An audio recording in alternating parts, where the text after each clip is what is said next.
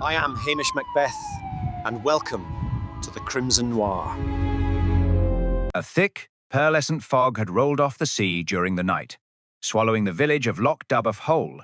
It muffled the cries of the gulls, hid the jagged, heather-clad peaks of the surrounding mountains, and reduced the usually picturesque waterfront to a hazy sketch of grey on grey.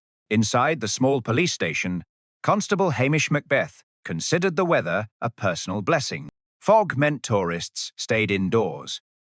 Fog meant the roads were treacherous, which meant Detective Chief Inspector Blair was unlikely to drive down from Strathbane to breathe down his neck. Most importantly, fog meant Hamish could sit in his armchair with his long legs stretched toward the stove, nursing a mug of scalding black coffee without a single twinge of professional guilt. Lugs, his dog, offered a contented snore from his basket. Hamish reached down to scratch the dog behind the ears, his hazel eyes fixed lazily on the glowing elements of the heater. He was just contemplating the monumental effort required to fry a sausage when the telephone on his desk began to ring. It was a harsh, demanding sound. Hamish didn't move. He simply stared at the instrument with a look of mild reproach until, after 10 shrill rings, it finally fell silent. Probably headquarters, Hamish murmured to Lugs. Some nonsense about filing reports. We're better off ignorant, wee man. The sausage craving, however, had taken root, knowing that Mrs. Wellington, the minister's formidable wife, had recently baked a batch of potato scones. Hamish decided a patrol was in order. He ran a hand through his flaming red hair, shrugged into his regulation uniform jacket, which hung a bit loosely on his lanky frame, and stepped out into the freezing mist. He was halfway down the waterfront, enjoying the sharp scent of peat smoke and brine, when the peace of his morning was violently interrupted. It wasn't the roar of a luxury engine, but the agonizing mechanical wheeze of the local bus from Strathbane. It lumbered out of the fog like a tired yellow beast, grinding its gears in protest before shuddering to a halt outside Patel's grocery shop. Hamish leaned against the seawall, hands thrust deep into his pockets, and watched. The bus doors clattered open, and out stepped a man who looked entirely too loud for the Highland landscape.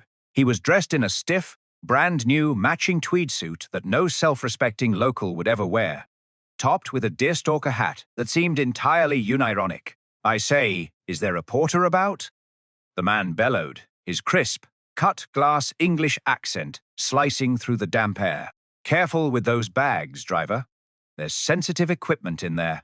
The local bus driver, a man who possessed all the sunny disposition of a wounded badger, simply dropped 3 heavy leather suitcases directly onto a wet puddle on the pavement, slammed the bus doors, and drove off into the mist. The newcomer huffed, his face turning a mottled red. He pulled out a silk handkerchief, dabbed his forehead, and looked around at the modest whitewashed cottages of Lochdubh with open disdain. He then spotted Hamish leaning against the wall. "You there!" "My good man," the stranger barked, striding over with a heavy leather satchel clutched tightly to his chest. "Where is the concierge? Or at least a reliable taxi service?" Hamish blinked slowly, letting his jaw go slightly slack to assume the persona of the village idiot, a disguise he found immensely useful when dealing with aggressive Sassenachs. "Aye, taxis, is it? Well now, Geordie sometimes uses his tractor if the sheep aren't using the trailer." The man stared at him as if Hamish had just spoken in ancient Aramaic. "A tractor? Good heavens! I was told this place was rustic, but this is bordering on the medieval." He thrust out a hand. Arthur Pendleton, author-historian, and soon to be the most important person in this wretched little hamlet. Hamish didn't take the hand. He simply looked at it, then back up to Arthur's face. "Hamish Macbeth. I'm the local policeman." "A policeman? Excellent. You can help me with my bags to the boutique hotel." "We dinna have a boutique hotel, Mr. Pendleton," Hamish said mildly, in his soft Highland lilt. "We have the Lochdubh Hotel. Mr. Johnson runs it. He serves breakfast at 8 sharp, and if you're late, you get cold toast." Arthur snorted, adjusting his grip on his satchel. "Fascinating. The authentic Highland hostility. It will all go perfectly in the book." "A book, you say?" Hamish asked, his hazel eyes dropping for a fraction of a second to the bulging satchel.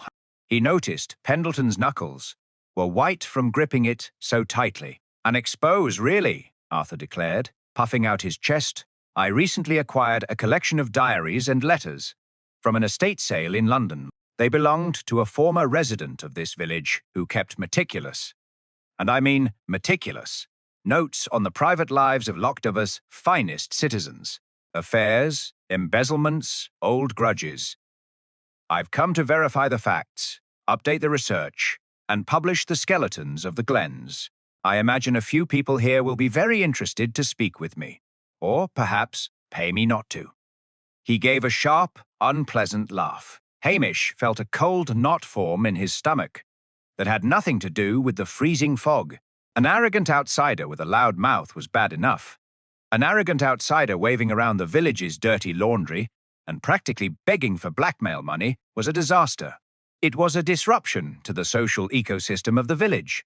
And worse, it sounded like an awful lot of paperwork waiting to happen. "I'd be careful, Mr. Pendleton," Hamish said, his voice dropping a fraction, losing a bit of the deliberate dimness. "The folks around here prefer their skeletons to stay buried in the kirkyard. The climate up here, it can be very hard on outsiders who go digging in the dirt."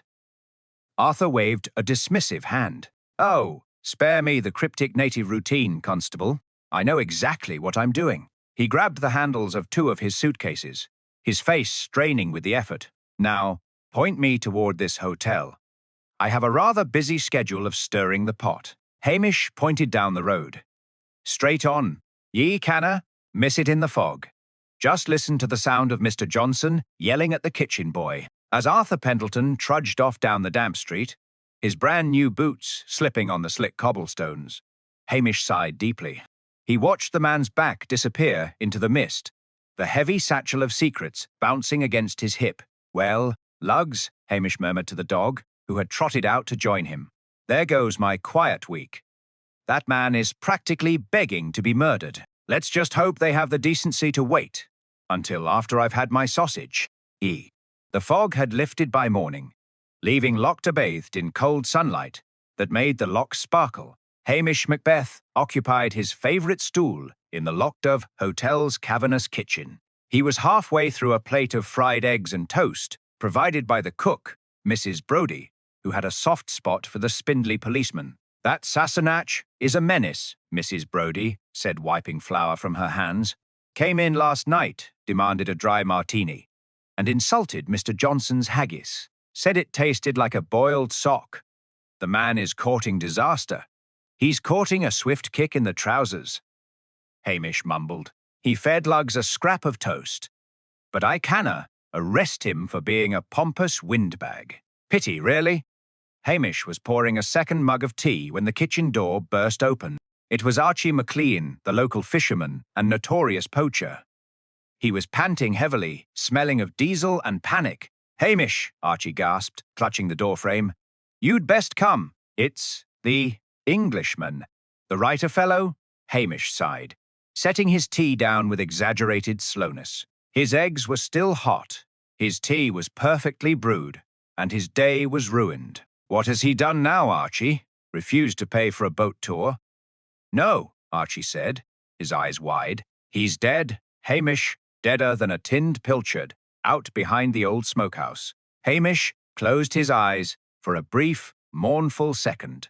A genuine murder meant endless paperwork, the invasion of forensics, and worst of all, the imminent arrival of DCI Blair from Strathbane. It was a catastrophe. "Right," Hamish said, pushing himself off the stool, with all the enthusiasm of a man walking to the gallows. "Lead the way, Archie. Come on, Lugs. Seems our quiet week is over." He didn't bother to button his tunic, and his uniform cap sat askew on his fiery red hair. He looked like a hungover scarecrow who had wandered into the wrong profession. This was exactly how he preferred it. They trudged down the gravel path toward the old smokehouse, a dilapidated stone building at the far edge of the village that hadn't been used in decades. The air here was thick with the scent of rotting seaweed and salt. "I was just looking for a bit of stray rope," Archie babbled, eager to justify his presence near the sheds. And there he was. Hamish rounded the corner of the smokehouse and stopped. Arthur Pendleton was indeed dead, but the manner of his death was so absurd that Hamish had to bite the inside of his cheek to suppress an inappropriate chuckle. Pendleton had been stuffed, almost folded, into a massive, rusted lobster creel. His legs were sticking out of the netting at an awkward angle, still clad in those mud-stained boots. The ridiculous deerstalker hat had been jammed forcefully over his face. A rather irritated crab was currently using his stiff tweed shoulder as a vantage point. It was a humiliating end for a man who had demanded so much respect the day before. "Do not touch anything, Archie," Hamish drawled, his voice lazy, but his hazel eyes suddenly sharp and entirely focused. He ambled forward, hands stuffed deep into his pockets, Lugg sniffing curiously at the Englishman's exposed ankles. Hamish circled the lobster creel slowly. He didn't have a crime scene kit, and he certainly wasn't going to dust for fingerprints, but he had eyes, and he knew how to use them. The thick rope used to tie the creel shut was tied in a complicated knot, a bowline with an extra hitch, favoured by only a handful of men in the village. The mud on Pendleton's boots was red clay, meaning he had walked toward the Highland estates before he died, not down by the harbour, and, most importantly, he noticed what was missing. The heavy leather satchel, the one bulging with diaries, letters, and the dirty secrets of Lochdubh. It was nowhere to be seen. "Robbery, do you think?" Archie asked, trembling slightly. "I maybe," Hamish said softly, "but not for money." He crouched down, wincing as his knees popped. No man had been killed here. The ground was too pristine, lacking the scuff marks of a struggle. He had been murdered elsewhere, likely up on the clay paths, and transported down here in a wheelbarrow. Faint track marks were visible in the damp grass. The killer wanted him found in the most undignified way possible. It wasn't just murder, it was an insult. "Well, Archie," Hamish sighed, straightening up and scratching Lugs behind the ears, "you'd best go back to the hotel and use the telephone. Call Strathbane. Tell them we have a body." He grimaced at the thought. "And tell them to bring a crowbar. It's going to be the devil's own job, getting him out of that pot." Hamish turned his back on the corpse and stared out at the shimmering loch, mourning the loss of his perfectly good morning and bracing himself for the storm of incompetence that was about to descend on his village. The arrival of the Strathbane police force was signalled not by the dignified wail of a siren, but by the frantic, intermittent honking of a silver luxury sedan navigating the narrow, winding lanes of Lochdubh. Hamish, still leaning against the stone wall near the smokehouse, watched with profound resignation as the vehicle screeched to a halt in the mud. Nearly clipping a startled sheep, out stepped Detective Chief Inspector Blair. He was a man who seemed to be constructed entirely of aggressive angles and expensive, ill-fitting tailoring. His face, usually a shade of irritated mauve, was currently a vibrant, pulsating beet red. He marched toward Hamish, ignoring the damp grass that was rapidly ruining his polished brogues. "Macbeth," Blair bellowed, his voice carrying easily over the wind that whipped off the water. "Do you have any idea what time it is? Do you have any idea the absolute catastrophe you have allowed to occur on your watch? A tourist, a high-profile writer, mind you, found stuffed like a common kipper in a creel. Do you have any idea what kind of press this will generate for the department?" Hamish allowed his shoulders to slump and his eyes to glaze over. He scratched his chin, giving a perfect imitation of a man struggling to comprehend a complex sentence. "Aye, sir. It's a bit of a mess, isn't it? Found him this morning, I did." Blair shoved past him, his nose wrinkling with visible disgust as he caught the faint, pungent scent of the seaside. He took one look at Arthur Pendleton's protruding, mud-caked boots and let out a sound of pure, unadulterated frustration. "Look at this. A crime scene ruined. Where are the forensics teams? Where is the caution tape? Why is there a dog sniffing the evidence, Macbeth?" "That's just Lugg, sir," Hamish replied mildly. "He's partial to the smell of old tweed. Helps him keep track of the local characters. I don't care about the dog's culinary preferences," Blair shouted, gesturing wildly at his own team, a group of nervous-looking junior officers who were busy trying to keep their pristine uniforms out of the mud. This is a murder of a man with connections in London. We are looking at a national investigation, and you, your absolute liability, are standing there looking like you've just rolled out of a ditch. Blair turned to his lead sergeant, a young man named Henderson, who looked like he was about to faint from the sheer pressure of existing near his superior. Henderson, cordon this area off and keep the public away. I want this cleared, documented, and wrapped up by sunset. We have a clear culprit. Hamish blinked, his gaze drifting toward the village. A culprit, sir? Obviously. Blair sneered, wiping his hands on a pristine handkerchief. Look at the situation. The man was a writer. He was here to expose the village. Who hates outsiders the most? Who has the most to lose? That crotchety old shopkeeper, Patel, or perhaps that drunkard, Archie MacLean. It's a classic case of provincial rage. We'll bring them all in for questioning. Start with the fisherman. Hamish felt his irritation rise, but he carefully kept his expression blank. Blair was doing exactly what he always did. He was choosing the most convenient suspect, the local person who fit his prejudices, rather than looking at the reality of the situation. Archie was the one who reported it, sir, Hamish said. His voice slow and soft, seemed a bit shook up, if you ask me. I don't think he's got the stomach for murder, not with all that rope work involved. Don't tell me how to do my job. You lazy, useless excuse for a constable. Blair barked, stepping into Hamish's personal space. The scent of stale tobacco and expensive aftershave wafted off him. You've spent your entire career rotting away in this backwater. You wouldn't know a criminal mastermind if he tripped you. My job is to protect the public image of this force. We need an arrest, we need a confession, and we need it fast. You are officially relieved of duty in this case. Go back to your station, brew your tea, and stay out of my way. If I see you poking your nose into this investigation, I will see to it that you are transferred to the most miserable, rain-soaked station in the Outer Hebrides. Do I make myself clear? Crystal, sir, Hamish said, giving a small, sharp nod that Blair mistook for subservience. Blair turned his back on him, satisfied with his own dominance. He began barking orders at Henderson, pointing toward the village. Drag them in. I want every resident of this village interrogated. We'll start with the grocery owner. If he's hiding something, we'll squeeze it out of him. Hamish stood still as the Strathbane team swarmed the area. He watched them with a detached, quiet focus. Blair was loud. He was angry, and he was spectacularly wrong. He was chasing shadows and bullying the elderly, while the real killer was likely walking through the village, feeling quite secure in their anonymity. Hamish didn't move toward the station. Instead, he watched the way Henderson stumbled over the uneven ground, the way Blair's team looked everywhere, but at the subtle clues, the absence of the satchel, the distinct lack of a struggle, the deliberate theatricality of the corpse's placement. He leaned down and patted Luggs on the head.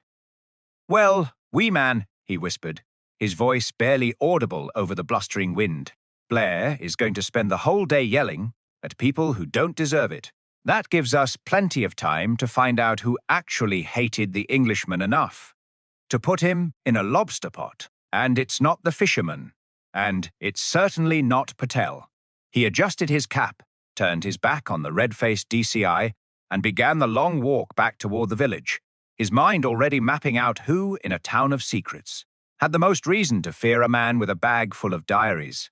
He wasn't being lazy today. He was being invisible. And that, he knew, was far more dangerous than anything Blair could ever achieve.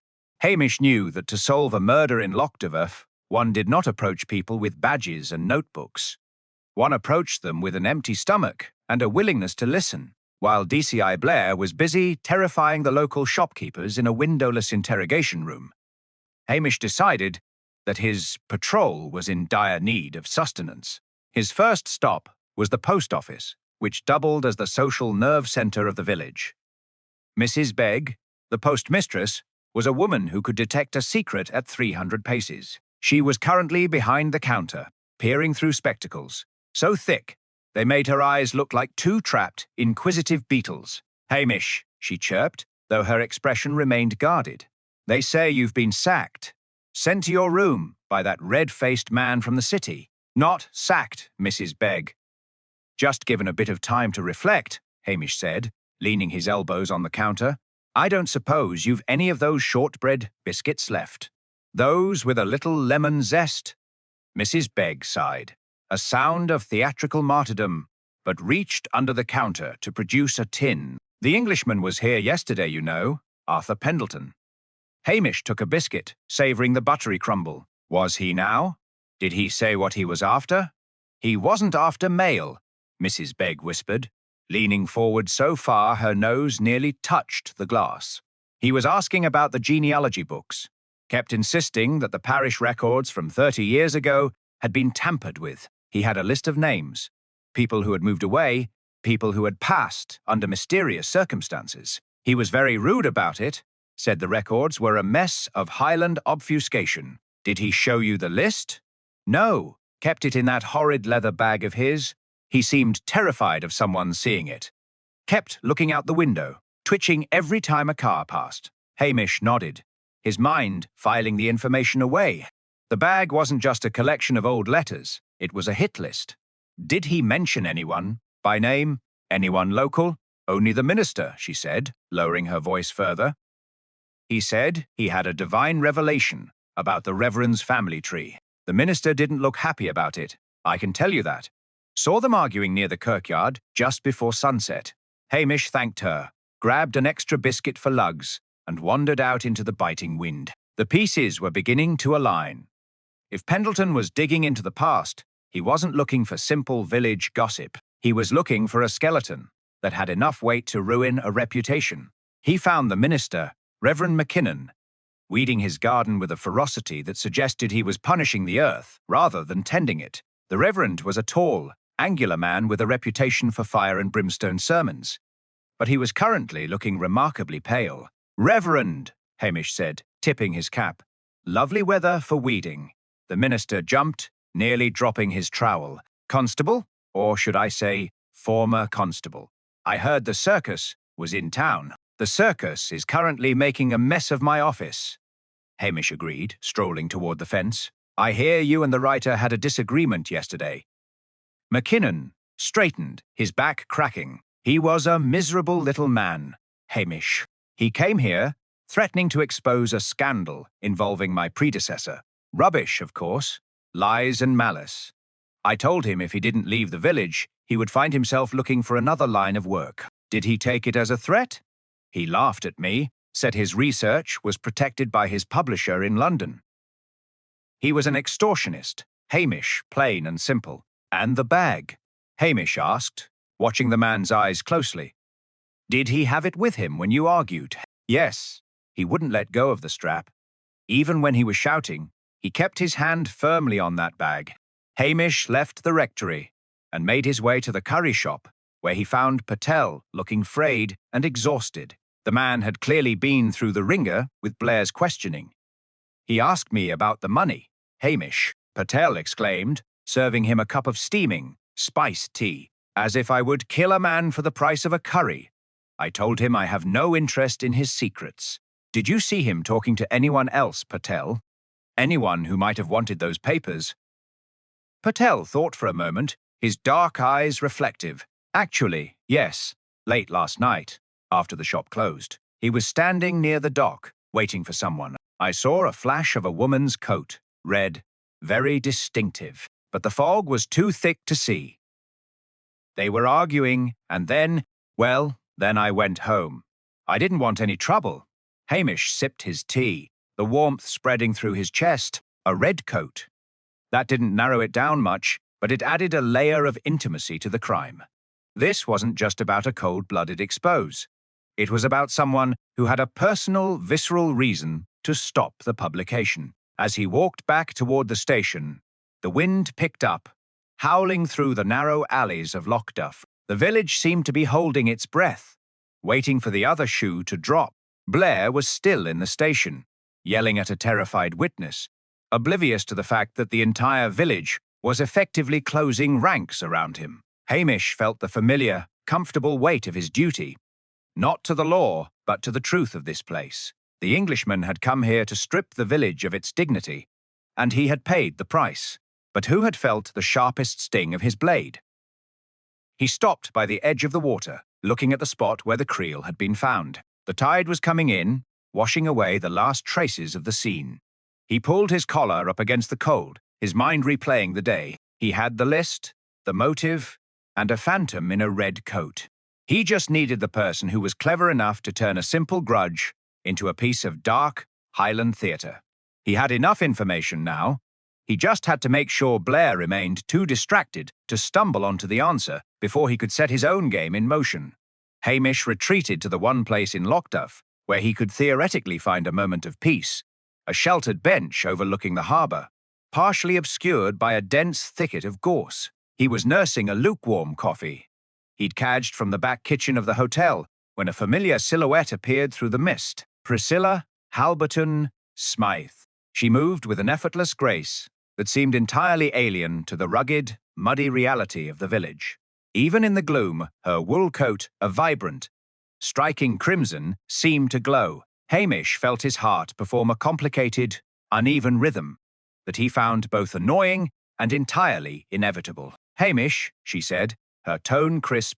She didn't sit, but instead leaned against the railing, her gaze fixed on the water. "I see the circus has arrived. DCI Blair is currently shouting at the village council in the town hall. He seems to have decided that poor Mr. Patel is a master criminal. Blair is a man who wouldn't know the truth if it bit him on the ankle," Hamish replied, his voice soft. "He's looking for a villain, Priscilla. He doesn't care if it's the right one, as long as it's a convenient one." Priscilla turned, her blue eyes sharp. "And you? Are you going to just sit there and let him bully the entire village? I know you, Hamish. You're playing the part of the village idiot, but you're already miles ahead of them." Hamish sighed, shifting his weight. "It's not as simple as that. The Englishman brought a bag full of secrets, old ones, the kind that could ruin lives. Whoever killed him wasn't just committing a crime, they were protecting something, or someone." Priscilla went still. "What kind of secrets?" "The kind that people bury deep," he said, watching her carefully. He was asking questions about the parish records from 30 years ago, digging into family trees. He was an extortionist with a printing press. Priscilla looked back at the harbour, her expression unreadable. 30 years ago. That would be the time of the Great Expansion, when the new estates were being built. There was a lot of money changing hands, a lot of reputations were made and lost in that period. "Exactly," Hamish said. He hesitated, then decided to test the water. "Patel saw someone in a red coat talking to the man last night, just before he died." "An argument?" Priscilla didn't flinch. She simply smoothed a stray lock of hair away from her face, her hand steady. "Red is a very popular color this season. Hamish, you shouldn't jump to conclusions based on the wardrobe of the village elite. It's a very small circle. If you start pointing fingers at every woman in a red coat, you'll have half the county under arrest by dinner." "I'm not pointing fingers," Hamish said, his voice gentle. "I'm just trying to understand the motivation. The man was killed in a way that felt personal. It was an insult, a message. Perhaps the message was to the village itself," Priscilla suggested, her voice softening. "You Highland men, you hold on to your grudges with such tenacity. You treat the past as if it were a living thing. Maybe this writer didn't understand the geography of a heart, as well as he thought he understood the geography of the hills." She stepped closer, the scent of expensive perfume cutting through the harsh, briny air. "Blair is looking for a thief, Hamish. Don't let him be right. If you want to find the killer, stop looking at the money and start looking at the shame. Who did he threaten? Who was so terrified of being exposed that they were willing to go to such lengths?" Hamish looked at her, searching for something, a hint of deception, a flicker of fear, but found only the cool, calm intelligence he had always both admired and dreaded. She was the one person in Lochdubh who could see through his facade.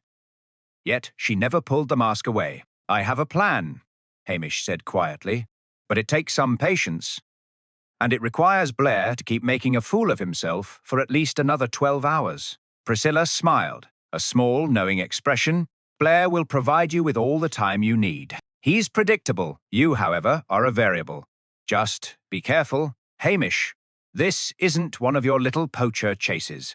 This is serious, and the people involved are not as harmless as the local salmon. She turned and began to walk away, her red coat a bright, defiant splash of colour against the grey landscape. Hamish watched her go, a sinking feeling in his chest. She was right about the motive, and she was right about the danger.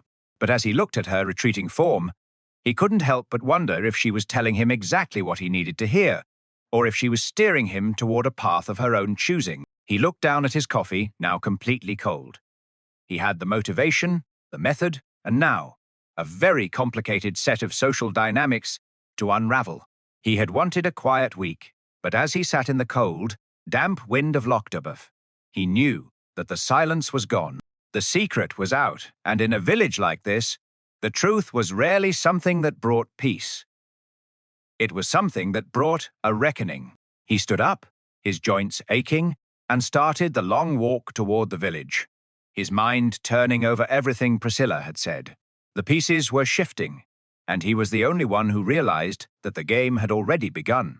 By the time Hamish reached the center of the village, the atmosphere had soured further. DCI Blair had finally finished his shouting match in the town hall and was currently standing on the steps, his face a portrait of triumphant malice.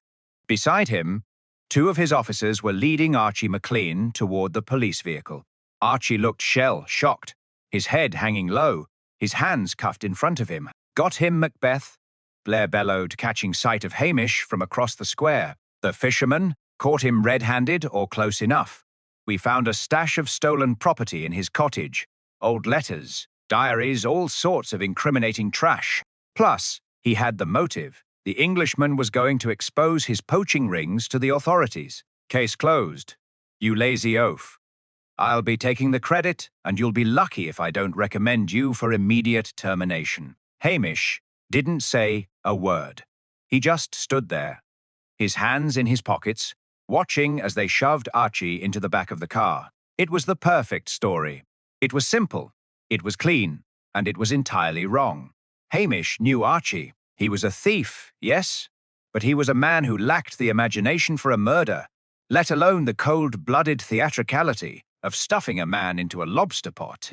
"Wait a moment, sir," Hamish said, his voice quiet but carrying clearly in the crisp air. Blair turned, his eyes narrowing. "What is it now, Macbeth? I have a prisoner to transport. Do not try my patience." "The letters," Hamish said, walking forward. "You found them in Archie's cottage, hidden under his floorboards," Blair sneered. "A confession on every page. It's open and shut." Hamish looked at Archie, who caught his eye and gave a frantic, almost imperceptible shake of his head. He looked terrified, but not in the way a killer looks. He looked like a man who had been framed. "May I see the documents, sir?" "You may not," Blair roared. "You are off the case. Back to your tea, man." Hamish ignored him and turned to Henderson, the sergeant. "Sergeant, look at the top of the pile. Are they damp?" Henderson blinked, looking down at the bundle he was holding. "Well, yes, I suppose, a bit." "The ink," Hamish continued, his voice steady. "If they were hidden under the floorboards of a cottage, they would be damp from the ground. But are they damp from the sea? Are they stained with salt?" Henderson squinted at the papers. I'm not sure, sir." "They aren't," Hamish said. "I smelled the smokehouse this morning. The air there is saturated with salt and brine. If the killer had taken those papers from the victim at the time of the murder, they would be ruined by the sea air. The papers you found in Archie's house are pristine. They were planted, Sergeant. Someone put them there to make sure you found them quickly. It's a bit too convenient, don't you think?" Blair turned a shade of purple that was almost dangerous. "That is enough. You are trying to sabotage this investigation to save your own skin." "Throw him out," Henderson. "No, sir," Hamish said, his voice hardening just a fraction. "I'm just pointing out the obvious. If Archie killed him, why would he keep the evidence of his own extortion in his own floorboards? And why would the killer leave the most valuable items behind? The satchel was the target, but the letters inside are just the garnish. The killer didn't want the secrets published. They wanted them silenced. Hamish approached the police car and looked through the window at Archie. Archie, tell him. Where did you get that pile of papers? Archie looked at Blair, then at Hamish, his voice trembling. I found them, Hamish. By the side of the road near the kirk, early this morning. I thought they were just trash, but then I saw the names, and I thought I could sell them. I didn't kill him. I swear on my mother's life. Blair looked like he was about to have an aneurysm. A likely story, a coincidence. You stumbled upon the evidence by accident. It is a small village, sir, Hamish said, his tone deceptively mild. People see things, and someone wanted you to find those papers in Archie's house. They wanted you to stop looking. He turned and looked at the crowd of villagers that had gathered nearby. Among them were city councillors, local shopkeepers, and the minister. He looked for the red coat, but Priscilla was nowhere to be seen. The real killer is still here, Hamish said, his gaze sweeping over the crowd. They're watching, and they're hoping that you'll drive away with an innocent man in the back of your car. They're clever, but they've made one mistake. They thought we were all as stupid as they think the locals are. Blair looked from Hamish to the villagers, then back to the car. He was clearly torn between his desire to close the case and the nagging, uncomfortable truth that Hamish had laid out before him. For the first time, his confidence wavered. If this is a lie, Macbeth, Blair hissed, stepping into his face. If this is a ruse to delay justice, I will have your badge for this. It's not a ruse, sir, Hamish replied, his gaze locked on the minister, who was looking distinctly uncomfortable. It's the truth, and it's going to lead us to someone who has a lot more to lose than a fisherman. He felt the wind shift, a cold gust that carried the scent of rain. The red herring had been exposed, but the real mystery, the motive for the murder, was still buried, and the clock was ticking. Hamish knew he had just made a very powerful enemy, and he wasn't sure if he was ready for what would happen when the fog finally cleared. The air in the square had grown heavy, the kind of stillness that precedes a thunderstorm.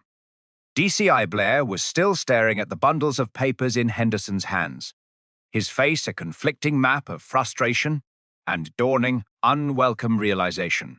He hadn't released Archie, but he had ordered the car to stay put, his pride preventing him from admitting he was wrong, even as his instincts, or perhaps the sheer weight of Hamish's logic, began to falter. Hamish ignored the simmering tension. He walked slowly toward the kirkyard, his hands tucked into his coat pockets, his gaze fixed on the ground. He wasn't looking for physical clues anymore. He was looking for the geography of a secret. The Reverend was still standing near his garden fence, his knuckles white as he gripped the wood, his eyes following Hamish with a predatory intensity. "You're making a grave mistake, Constable," the Reverend called out, his voice thin and strained. "Searching for ghosts. This village has enough real trouble without you inventing monsters." "It's not monsters I'm looking for, Reverend," Hamish replied, stopping a few feet away. "It's the truth about what happened 30 years ago." Arthur Pendleton wasn't just a writer. He was a man who knew how to connect the dots of a ledger. He found out why the parish funds were so healthy back then, didn't he? Why the new estates were built on land that didn't technically belong to the church. The Reverend's face turned a pale, sickly shade of grey. He opened his mouth, but no sound came out. It wasn't just a donation, Hamish continued, his voice soft, almost conversational. It was a trade, a quiet, dark arrangement that built your influence and destroyed the lives of the people who actually owned that land. Pendleton didn't just have letters.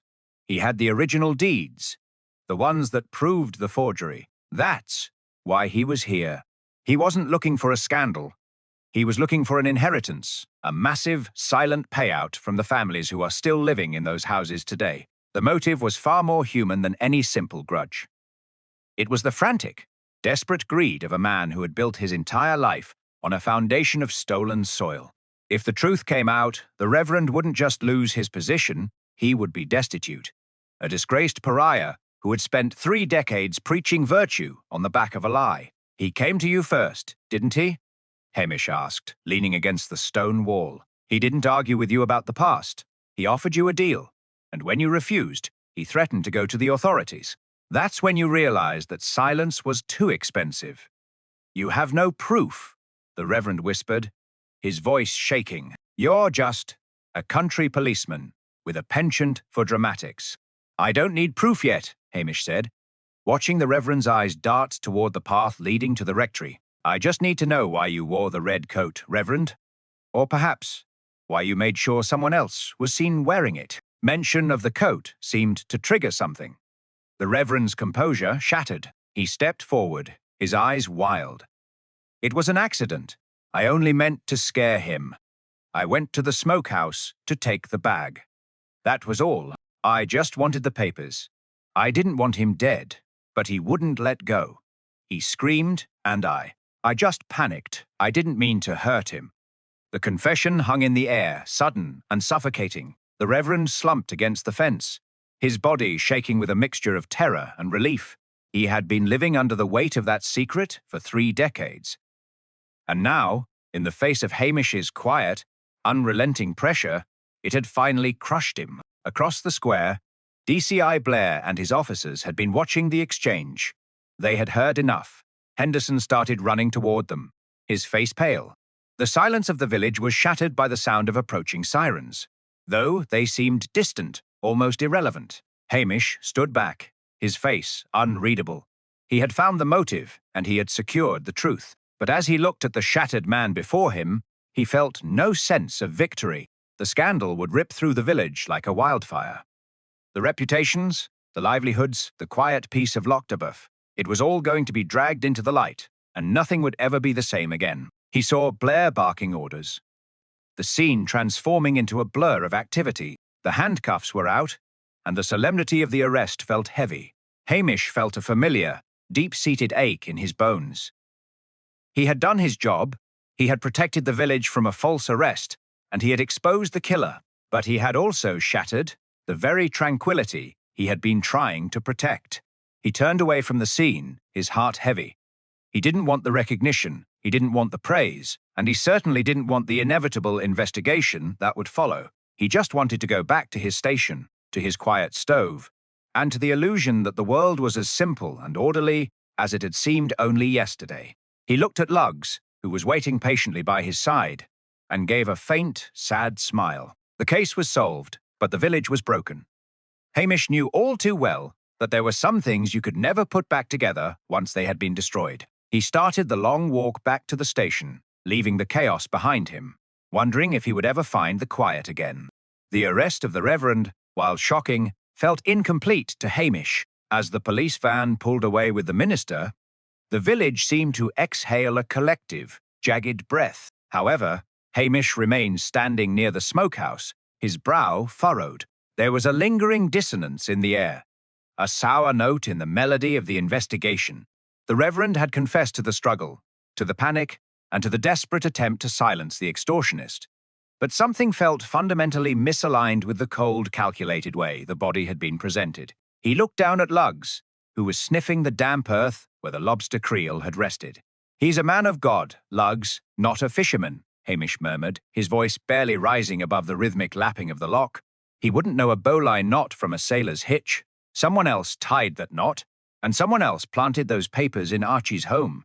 The Reverend was a puppet, being danced by someone who knew exactly how to make him panic. Hamish realized that while the Reverend was guilty of a crime of passion and deep-seated insecurity, he was merely the instrument. The true architect of this drama was someone who had been watching from the shadows, someone who stood to gain from the chaos that a public scandal would bring upon the parish.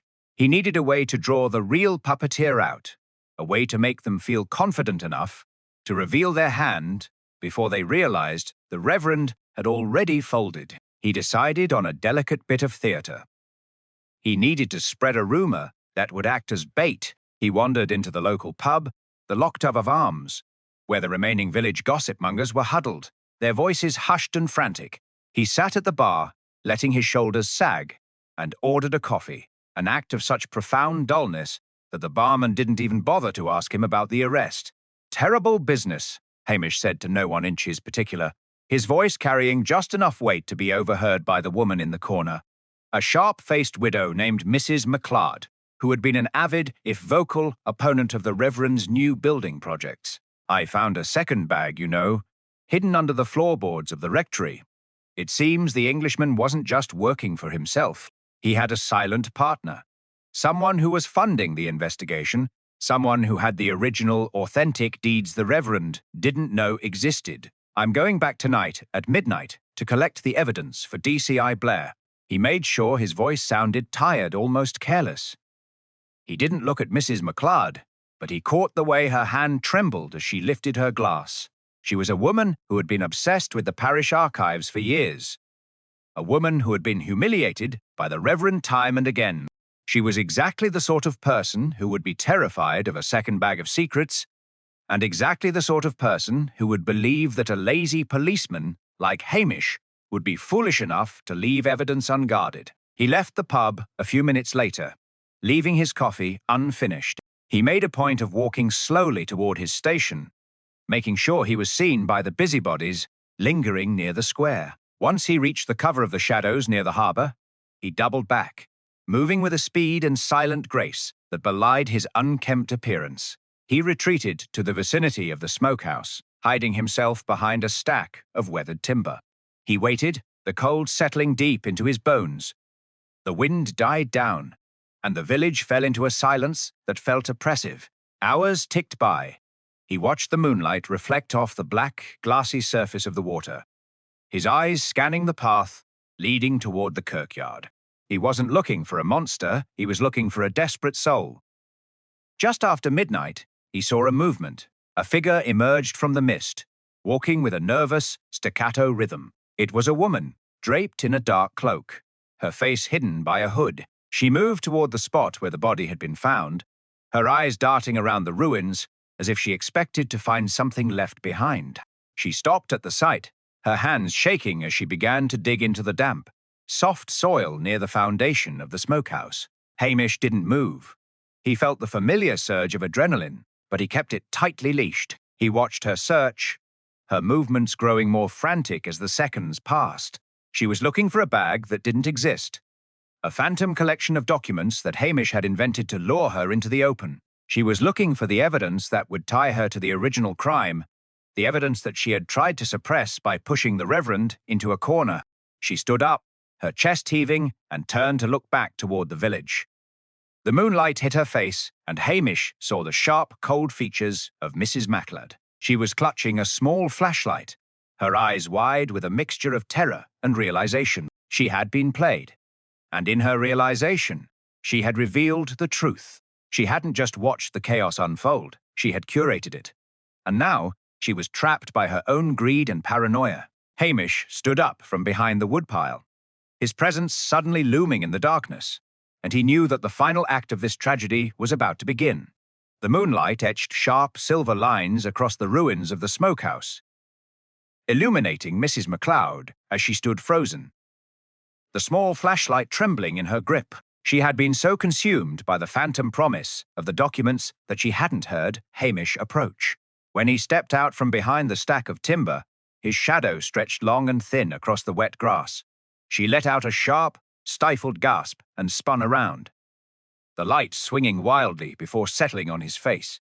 "Constable," she breathed, her voice a brittle, jagged thing. You frightened me. I was just taking a walk. The air helps me sleep." In the middle of the night, at the scene of a murder, digging in the dirt, Hamish asked, his voice low and devoid of its usual laziness. He didn't move toward her, yet his presence seemed to fill the small space, blocking the only exit from the ruins. "That's a very dedicated way to find peace, Mrs. MacLeod." Her composure flickered, a momentary crack in the icy exterior she usually presented to the village. She straightened her cloak, trying to reclaim her dignity, though her eyes remained wide and darting. "Don't be ridiculous. I heard a rumor that there was more evidence papers that belonged to my family. The Reverend was a thief, and I simply wanted to see if there was anything left of my own heritage." "The Reverend was a man who acted in a moment of cowardice," Hamish said, taking a slow step forward. "But you were the one who fed his fears. You knew he had been skimming from the parish for decades. You knew he was desperate to keep his secret. You didn't just watch him, Mrs. Macleod. You pushed him. You fed him the information about the writer. You made him believe the extortion was an existential threat, and you made sure he felt he had no choice but to stop Pendleton at any cost. Mrs. Macleod backed away until her shoulders hit the rough, jagged stones of the smokehouse wall. You have no proof of that. You're spinning stories, nothing more. A lazy policeman playing detective to save his own reputation. I don't need a mountain of evidence, Hamish said, his tone turning sharp. I saw the way you watched the Reverend during his sermons, the way you spoke of the justice that would eventually come to this village. You wanted the church lands, didn't you? You wanted the control that came with the archives.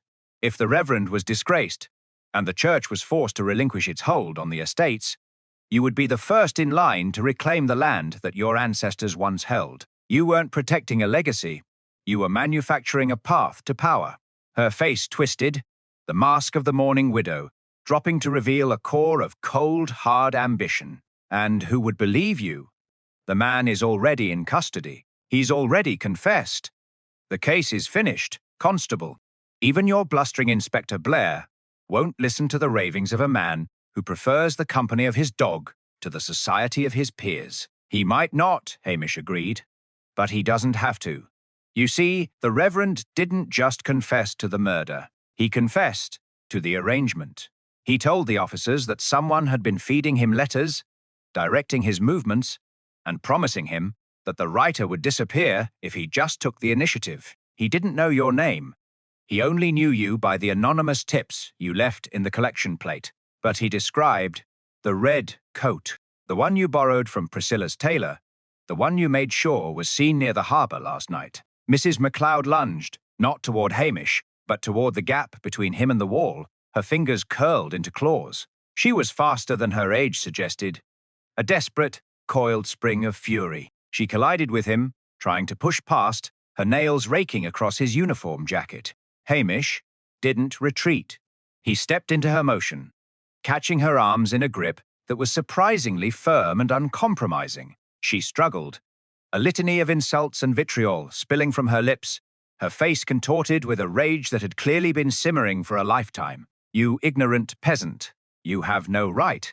I am the daughter of this village. You're nothing. A man who spends his days doing nothing, pretending to be stupid while the world changes around him. Hamish held her steady, his breathing remaining slow and measured even as she thrashed. He didn't look angry, he looked disappointed, a quiet, weary expression that seemed to frustrate her more than any shout could have. That's where you're wrong, Mrs. Macleod. I may spend my days appearing to do nothing, but I spend my nights watching. And in a place like Lochdubh, if you watch long enough, you see exactly who people are when they think they're invisible. As she continued to fight, he reached into his pocket and produced a pair of handcuffs, the metal glinting coldly in the moonlight. The struggle was messy, a tangle of wool, fabric, and frantic movement. But Hamish was relentless. He maneuvered her until her back was pressed against the stone, his movements precise and efficient, the antithesis of the lazy persona he maintained for the rest of the world. With a final sharp click, he secured her wrists behind her back. She went limp, her chest heaving, the fight draining out of her as the reality of her situation took hold. She looked up at him, her eyes burning with a mixture of hatred and defeat. You think you've won, she hissed, but this village will never accept you. They'll never forget how you tore it apart. Perhaps not, Hamish said, stepping back and allowing her to catch her breath. But at least I'll sleep knowing the truth isn't buried under a floorboard. He whistled softly, and Lugs emerged from the shadows, sitting dutifully by his side. Hamish looked at the woman, then at the silent, dark ruins, and felt a profound sense of exhaustion. The game was over. The trap had worked, and the truth had been pried from the cold, hard earth of the village. He pulled out his radio to notify Blair, his voice steady, despite the adrenaline fading from his veins. The nightmare was ending, but the cold remained. The morning sun hit the waters of Lochdubh with a brightness that felt almost insulting given the previous night's grim events.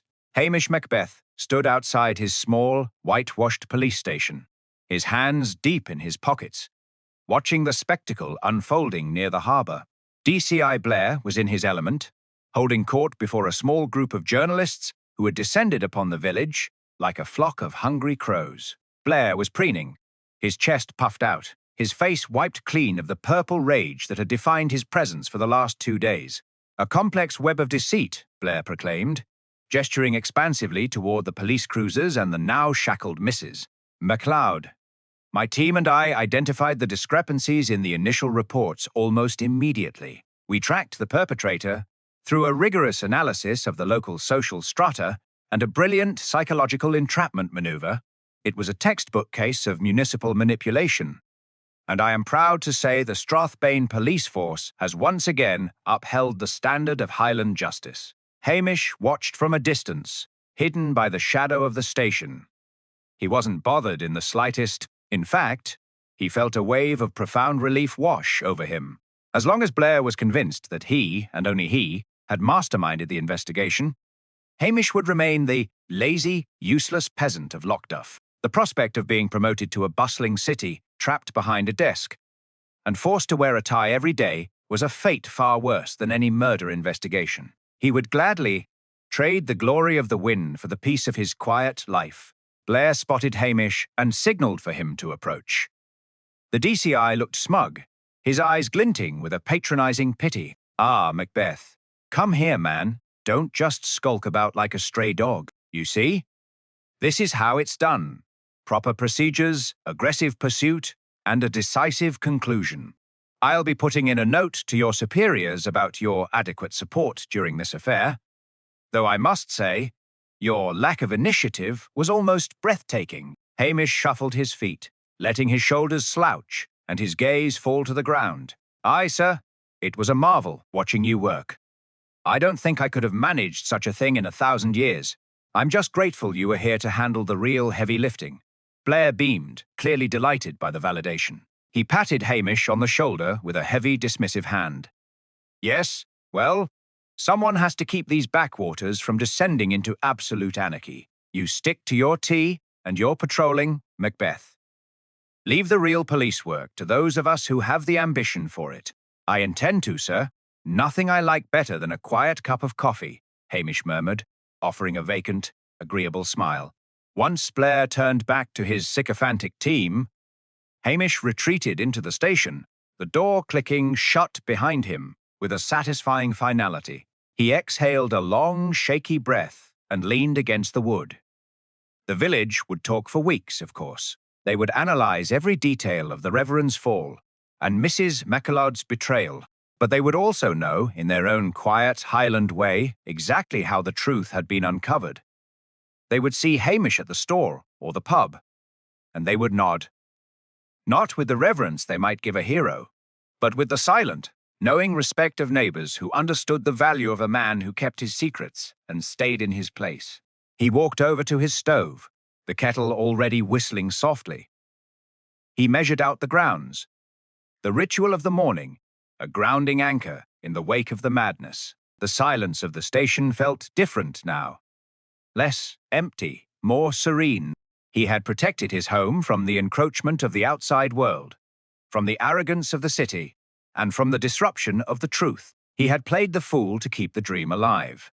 As the rich, dark aroma of coffee filled the small room, he felt a deep, abiding contentment.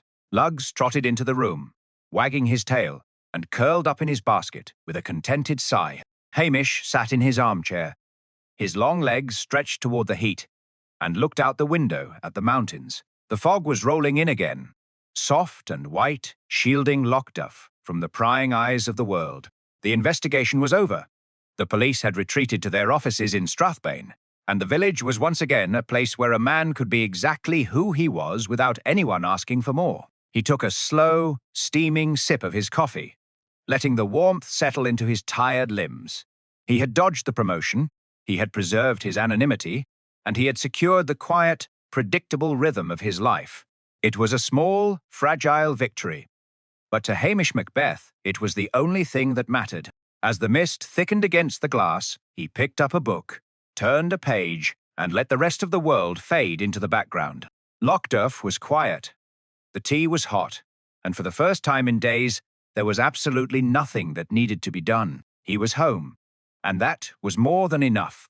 The morning after the official departure of DCI Blair and his Strathbane troop, the air in Lochdubh felt scrubbed clean, as if the very atmosphere had been rinsed of its recent, sordid history. The village was settling back into the slow, rhythmic pulse that Hamish had always found so comforting. There was no more screeching of luxury tyres on gravel, no more blustering demands from the local council, and certainly no more intrusive flashes from the cameras of the metropolitan press. The tragedy of the Reverend and the calculated ambition of Mrs. MacLeod had been relegated to the category of that terrible business, the kind of local legend that would be whispered over warm pints in the pub for years to come, but would ultimately be subsumed by the more pressing matters of the season, such as the upcoming sheep shearing and the quality of the latest salmon run. Hamish sat at his small, wooden table near the back of the hotel, nursing a pot of strong black coffee that tasted like dark roast and salvation. Mrs. Brodie had been particularly generous that morning, sliding a warm, butter-drenched scone onto his plate with a conspiratorial wink. The village was beginning to talk, but not about the case. They were talking about the weather. A light, persistent drizzle was tapping against the window panes, a gentle, grey curtain that seemed to insulate the village from the rest of the world. It was the kind of day that discouraged visitors and encouraged the locals to retreat into the warmth of their own hearths. Hamish felt an immense sense of relief, a weight lifting from his shoulders that he hadn't fully realized he was carrying. He had managed to navigate the turbulent waters of the investigation without capsizing his own quiet, ordered life. He had successfully, and perhaps somewhat maliciously, manipulated the social dynamics of the village to ensure that Blair left with exactly what he came for: the credit for a solved crime and a false sense of superiority. The DCI would undoubtedly be promoted, transferred to a bustling, miserable city station, where he could bully traffic officers and write endless, pointless reports until his retirement. That was a fate Hamish could live with, provided it happened anywhere other than Lochdubh. He looked down at Lugs, who was dozing under the table, his breathing steady and peaceful. The dog, much like his master, seemed perfectly content with the return of the status quo. There were no more mysteries, no more arrogant outsiders with satchels full of secrets, and no more threats to the delicate equilibrium of their Highland existence. Hamish allowed himself the rare luxury of a genuine smile. He hadn't just protected the village from a murderer. He had protected it from the disruption of truth. He understood that in a place like Lochdubh, the truth was not a liberating force, but a destructive one. Something to be managed with the same care one used when handling a rusted, unexploded mine. He spent the afternoon on a patrol that was, by all accounts, a complete fiction. He walked the perimeter of the village, nodding to the shopkeepers and the fishermen, his uniform hanging as loosely as ever, his expression as vacant as a summer cloud. He stopped to chat with Patel, who was happily arranging a new shipment of spices, seemingly having forgotten his own interrogation. He checked on the kirkyard, where the grass was already beginning to knit itself back over the disturbed earth, the cycle of life in the Highlands continuing with a stoic, indifferent grace. Everything was returning to its proper place, and the ripples created by Arthur Pendleton's arrival were fading into the vast, dark expanse of the loch. As the sun began to dip behind the mountains, painting the sky in shades of bruised purple and heather, Hamish returned to his police station. The interior was warm, the stove crackling with a fresh supply of peat.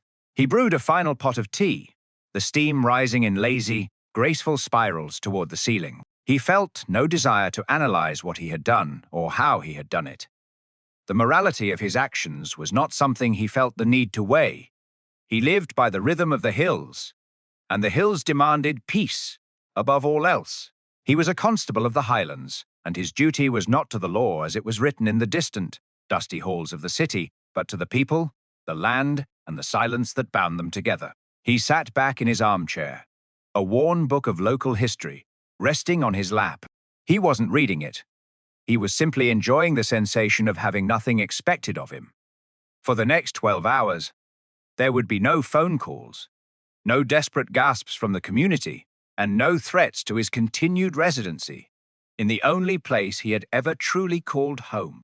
He was back where he belonged, a guardian of the mundane, a silent observer of the small dramas that defined the human experience. The Mystery of the Englishman was just another story, a brief interlude in the long, slow, and beautiful history of Lochdubh. He closed his eyes, the warmth of the tea spreading through his chest, and for the first time in an eternity, he didn't worry about the future. The rain continued to fall, the fire continued to burn, and in the heart of the Highlands, Hamish Macbeth finally allowed himself the simple, unadulterated pleasure of doing absolutely nothing at all. He was, quite simply, home.